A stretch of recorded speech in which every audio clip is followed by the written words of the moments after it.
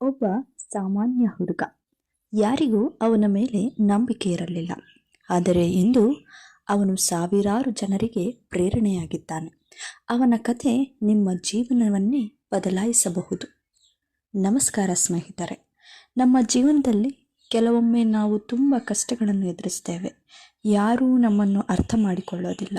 ನಮ್ಮ ಕನಸುಗಳು ದೊಡ್ಡದಾಗಿರುತ್ತವೆ, ಆದರೆ ಪರಿಸ್ಥಿತಿ ಚಿಕ್ಕದಾಗಿರುತ್ತದೆ.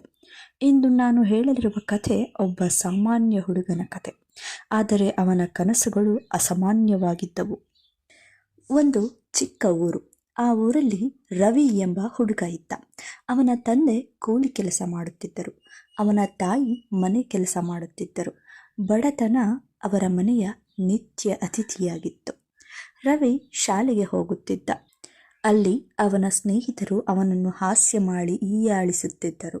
ನೀನು ದೊಡ್ಡವನಾಗಿ ಏನು ಮಾಡ್ತೀಯ? ನಿನ್ನ ಹತ್ರ ಹಣ ಇಲ್ಲ, ನಿನ್ನ ಕೈಯಲ್ಲಿ ಏನೂ ಆಗಲ್ಲ ಎಂದು ಹೇಳುತ್ತಿದ್ದರು.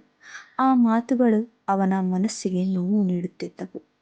ಆಗ ರವಿ ಒಂದು ಮಾತನ್ನು ತನ್ನ ಮನಸ್ಸಿಗೆ ಹೇಳಿಕೊಳ್ಳುತ್ತಿದ್ದ, ಒಂದು ದಿನ ನಾನು ಸಾಧಿಸುತ್ತೇನೆ ಎಂದು. ರವಿ ರಾತ್ರಿ ದೀಪದ ಬೆಳಕಿನಲ್ಲಿ ಓದುತ್ತಿದ್ದ. ಕೆಲವೊಮ್ಮೆ ಹೊಟ್ಟೆ ಹಸಿವಿನಿಂದಲೇ ಮಲಗುತ್ತಿದ್ದ. ಆದರೆ ಅವನ ಕನಸುಗಳನ್ನು ಮಾತ್ರ ಬಿಡಲಿಲ್ಲ.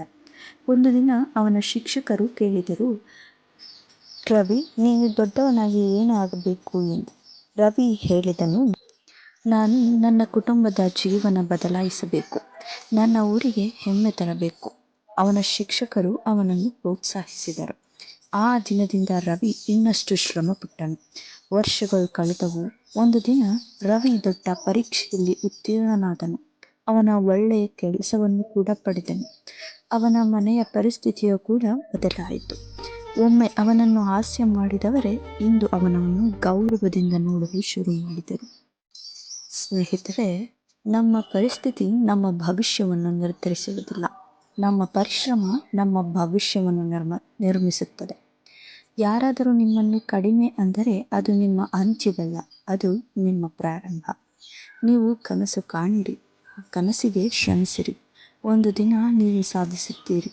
ಈ ಕಥೆ ನಿಮಗೆ ಇಷ್ಟವಾದರೆ ಲೈಕ್ ಮಾಡಿ, ನಿಮ್ಮ ಸ್ನೇಹಿತರ ಜೊತೆ ಹಂಚಿಕೊಳ್ಳಿ. ಇನ್ನಷ್ಟು ಮೋಟಿವೇಶ್ನಲ್ ಕಥೆಗಳಿಗಾಗಿ ಚಾನೆಲ್ನಲ್ಲಿ ಸಬ್ಸ್ಕ್ರೈಬ್ ಮಾಡುವುದನ್ನು ಮರೆಯಬೇಡಿ. ಧನ್ಯವಾದಗಳು.